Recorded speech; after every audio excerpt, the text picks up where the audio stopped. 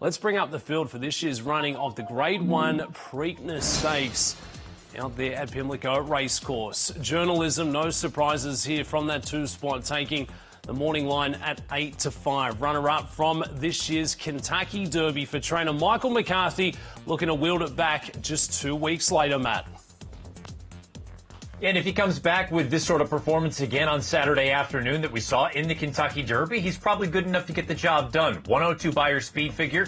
He's the fastest horse entering this year's Preakness. You could argue he's the most accomplished entering this year's Preakness as far as what he's done on the racetrack thus far in his career. I don't have anything to really knock about him other than price, and even then, depending on the way this race unfolds, you could argue that something around even money is actually a fair number on him. Journalism could be the class of the division. Certainly looks to be the class of the field coming up for Saturday afternoon. Let's take a look at some situational trends of past runner-ups from the Kentucky Derby who have wielded it back just a couple weeks later into Baltimore. So notable recent Derby runner-ups to run it back. We had Epicenter back in 2022, went on for a runner-up in the Preakness. Good Magic ran on for fourth. Exaggerator went on to get first place, Boding Meister and Hard Spun. So, Matt, it's usually a strong form line for the runners out of the Kentucky Derby to at least show up and hit the board.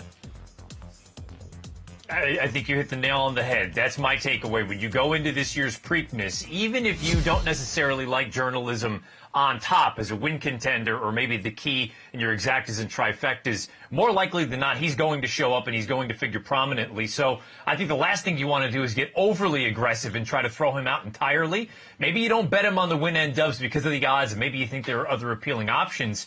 But it seems very unlikely that this horse doesn't hit the board on Saturday afternoon, that being journalism. Journalism could be the one to catch. We've got an international rider in Heart of Honor. We've got, I guess, the crowd favourite in Sandman. I know we discussed Sandman's chances going in to the big race, and that clip getting quite the social media play there. So what do we make of the chances here for the Big Grey? Very nice racehorse. I mentioned yesterday, I think he still has the opportunity and the potential to be the best 3-year-old of this generation.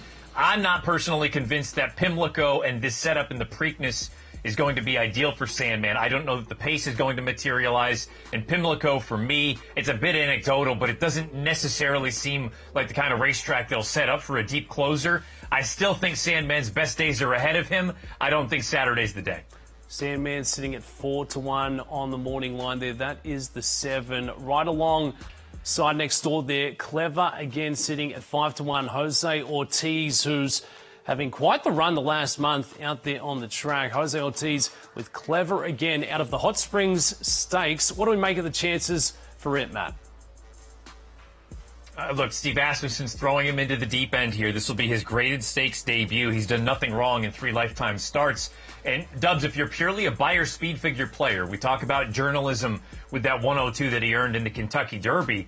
This horse, Clever, again, is coming in on the heels of a 101 Beyer. Now, he does need to stretch that speed a little bit, but the pedigree would suggest that he's just getting warmed up at a mile. I think longer's better for him. If you can get anything close to that 5 to 1, I think you should be all in on Clever again. Second jewel of the Triple Crown coming up Saturday afternoon out at Old Hilltop. And let's take a look